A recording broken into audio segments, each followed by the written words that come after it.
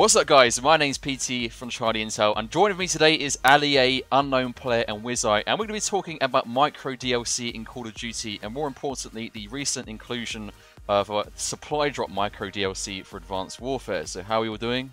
I'm all good. Good. So, micro DLC isn't really new to Call of Duty at all. We've had personalization packs, voice packs, exoskeleton packs in the past, armory slots, camos, the whole lot. Some of us like it, some of us hate it, and I've always run by the whole philosophy that no one is forcing you to buy it. It's literally completely optional, and it doesn't necessarily affect the game. If you have like pink camo with hype all over it, that doesn't necessarily mean anything's changed. It doesn't affect anything to anyone else other than the fact they know you're hyping up right now. So anyway, like, first question for you guys is, what is your opinion on the introduction of purchasing supply drops in Advanced Warfare? I don't know if you want to start, Ali.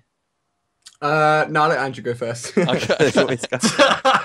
Andrew, hit it. Go on. What is my opinion on supply drops? Well, I don't know, it's weird. Like, it's something that I'm pretty sure everyone saw would happen. It's inevitable. Like, every game nowadays, every pop seems to have something like this, like packs and crates and stuff like that. You could always see it happening. Like, Activision always does micro DLC on their Call of Duty games, so you could kind of see like why everyone's always asking why they're not selling these supply drops. Everyone, and eventually they did it. But it's like one of those things that you always saw happening, but you can never actually imagine it happening. And of course, you can get elite weapons out of these, which is, I think, what a lot of people are undecided on. Obviously, the cosmetic things, just the armor, that doesn't make any difference at all. But you can get like elite weapons out of that, and these elite weapons are like literally better than the original ones. So I think that's where a little bit of the debate comes from. But it's interesting. What about you, Wizzite? I think it's good because, like you say, other games have it as well, and I think that because like the grind that you have to do to get, let's say, the Obsidian Steed, like not everybody's good at the game and not everybody can get these supply drops as often as some of the better players. So I think it's a good thing because it allows people that are not as skilled to get these things by just being able to buy it, and it is random. You don't just go and buy that. Like, you have to buy the supply drop, and then you have I don't know, like a certain percentage of a chance to get it. So it still keeps it fair because it's not buying a weapon as such. Yeah, it's kind of technically the system is based on a gamble, really, isn't it? Because although you know you're going to get a weapon in one supply drop, you don't know what it is, and at the same time, anyone else can simply earn it regardless. Absolutely. All you're really doing is purchasing what you're going to end up earning regardless anyway. But I don't know what you think, Ali. I mean, they've obviously thought about the whole process, naming it advanced supply drops. They've got better.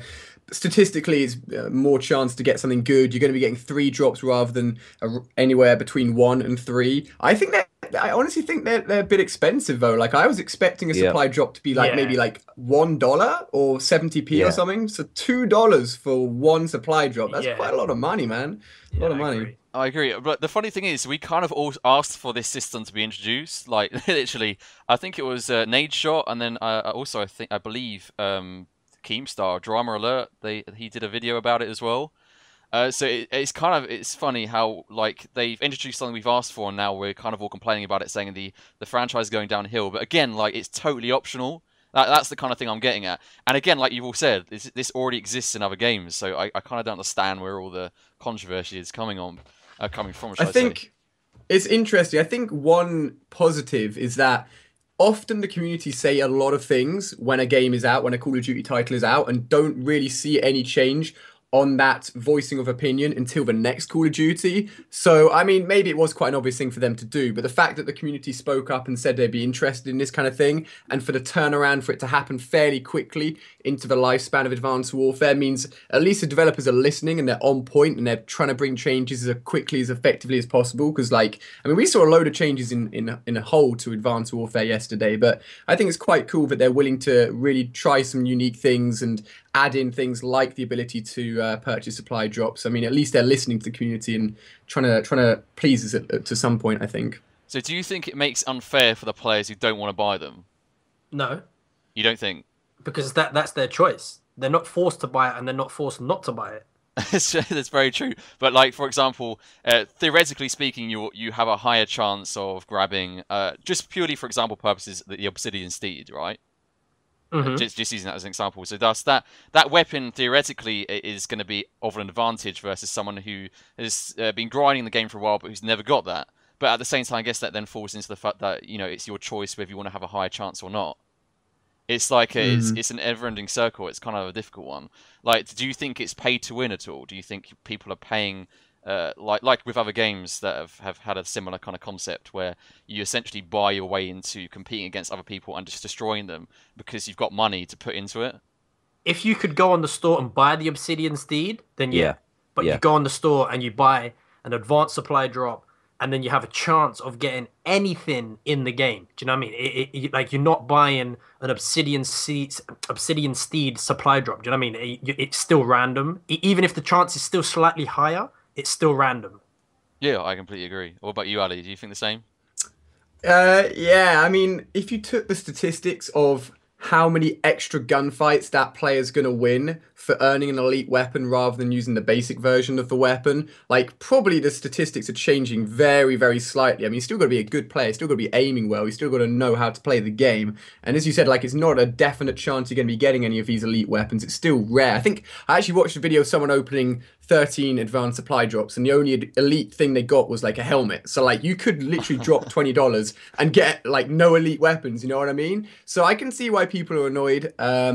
I don't know, I mean, you still got the supply drops that anyone can go and pick up just by playing the game. I guess it's just speeding up that process a little bit, but I don't know, I think it's fun. At least they're trying to make changes and do new things, I think. Yeah, I think it's been taken out of context, but then, like, actually, this is coming from the Charlie Talk comment section, which is normally a fountain of different opinions. And one of the opinions is that essentially this is like the gateway to them opening into more concepts such as essentially you buying premium spawn points, for example. so one day, one day you can literally just sit there with like a map and choose your spawn points. Spawn behind enemies. Yeah. And it gives you like literally bid for places to spawn in, and you have like it's like an eBay of spawn points.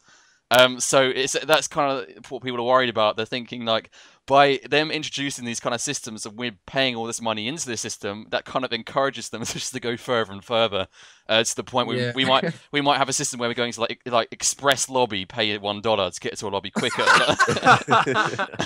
all these different things. Like, can you see it getting to that stage? Personally, I can't really see that happening, but at the same time, that the franchise is changing so much, as with every other game, like Battlefield, for example. Battlefield, it wasn't long ago that they didn't even have a premium system, and then they introduced premium, and now they're just kind of taking it more and more in depth in terms of microtransactions and so on, as is Call of Duty. That kind of is the way that everyone's going. How far do you think, and what is the borderline at which they should stop? What do you think to that? I don't know. I think it's kind of like a... Do you want to go first?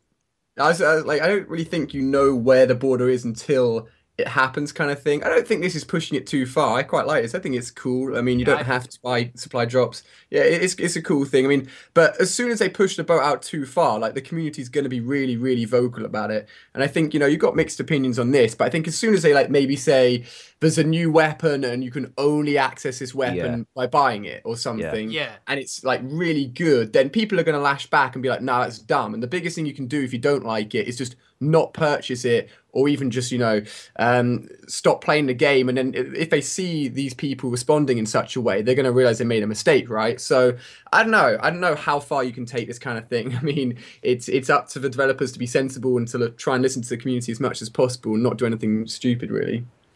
Yeah, I think one point to remember is Activision are a business. Like, right. I think we should all remember that, realistically speaking, wherever your opinion differs from this, if we're all sitting in the Activision HQ right now in a board meeting thinking, what ways can we listen to the community but at the same time make more money? What would you do it or not? I think we all agree we would do it, wouldn't we? Well, Andrew's got experience.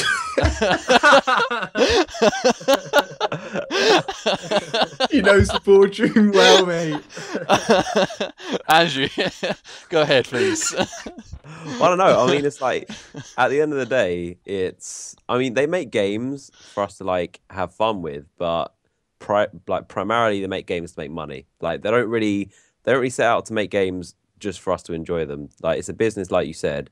It's a company, so they probably they probably like want to prioritize money over, but obviously they want to keep a fan base. Because if they're in a fan base, they're not going to make more money. So it's kind of like the fine line between how do we make as much money as possible, without annoying people and then having no one play our game anymore because we've milked them for too much money. So it's definitely a fine line. It'll be interesting to see like how far they push it to. What about you, Wizzite? I know you're obviously a big Destiny advocate, but what do you think about the whole? What do you think about the whole scene right now in terms of micro DLC? Because I know obviously Destiny is probably going to have a similar kind of roadmap in terms of this kind of inclusion of DLC in the future. I would like it because again, it's optional. You don't have to purchase it. You don't have to not purchase it. You don't need it to play the game. Just going back to the pay to win thing. If let's just say, for instance, the Obsidian Steed in the Advanced Warfare, the Advanced Supply Drop, was slightly better than the one that you can unlock from normal supply drops, then yeah, I'd see that as pay to win. But it's literally the same. They're just giving you an option to raise your chances of getting it quicker. That's all they're doing. So I don't see no issue with it. I know a lot of people on social media have been like blowing up about it, saying it's stupid and it's pay to win and all that. But to be honest, I think that comment is irrelevant because I personally don't think that it's pay to win. Yeah. Just another thought. You got to realize, I think there's like 360 weapon variants in the game. You could play the game for like 2 years and never, ever, ever see certain elite weapons. Yeah. So I think it's quite cool that you've got the option that maybe one day maybe it's like 6 months down the line and you're like, screw it. I've been playing this game for 9 months. I want this elite weapon that I haven't got. So you can go ahead and go and get yourself some elite, some advanced supply drops, and then you could be giving yourself a chance of trying to get those things. And I think it's cool, like people won't see many variants if they just played the game normally. So it's giving people a chance to see more of the guns that are in the game. Otherwise, like half of them you just never even see. So I think that's something to consider as well. Yeah, and no, even definitely. still, like you could spend like 10,000. I mean, I'm sure when currently there's a limit. If people don't know there's a limit, you can only buy like 10 of each of the categories. And soon they're going to remove that limit. So you can buy as many supply drops as you want. And when they do that, you could literally spend like £10,000, whatever, on supply drops if you want. And even then, you still might never get that Obsidian Steed unless you like rank up to Grandmaster Prestige. But like you could spend as much money as you want, and you're still not guaranteed it. So unless they actually sell, here's the Obsidian Steed, pay however much for it, that would definitely be quite unacceptable in a lot of people's eyes because the Obsidian Steed is better than the normal one, but you're paying for a chance to kind of pay to win. You're not paying to win, you're paying for a chance to pay to win because even when you spend that money on a supply drop, advanced supply drop, you're not guaranteed the Obsidian Steed, but you could just get duplicates. But yeah, it's random number generators. Yeah, for sure. I mean, how I see it is, I see it as a basic form of gambling with no guarantee whatsoever, apart from the fact that you might have a high chance of getting some elite Nigerian gear. Like with the odd weapon, which you might already have anyway. And as we're already, how many months into the life cycle of this game now? About 4 months into the life cycle of this game. Yeah. It's about the right time to introduce this system because people have already had enough time to earn stuff, Yeah. And really now all they're introducing is an optional way for you to earn that little bit more because you've already grinded it out, and now you might want to spend a little bit. We've already got 3 DLC packs on the way anyway. Most of us have got a season pass.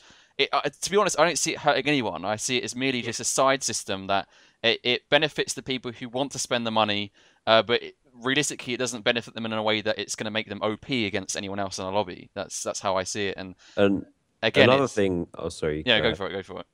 I was going to say another thing is that these supply drops are super expensive. Like thinking about it yesterday, I bought 2 of the lots of 10 or 2 lots of 13, and that came to, I think it's like they're both $20 each. So like if you buy 2 or 3 of these, that's equivalent to the price of the game. So like it's a weird concept that the cost of Advanced Warfare, the disc, is the same as around 3 of these 10 lots of supply drops, and even then you can get nothing. So they are like super expensive, and if you want to go hard and try and get your weapons, like you are going to break the bank. So personally, I think 10 supply drops should have been $5.99. Yeah. Or something to that degree. Yeah, something around there, definitely. But at the same time, then though, that brings the question that if they made it so cheap, then everyone would be buying the packs all the time. Right. And then that would then plow in all these potential elite weapons into the system that other people might not have because they don't want to pay for them. So I guess people are still going to buy them, so they're still going to turn up into the system. It's exactly, but I guess they might turn up on a lesser scale because you can't, when you're 12 or 13 years old, you can't really justify buying 20 elite packs. 20 advanced supply drops. Yeah. When you've literally just spent the value of the game as well.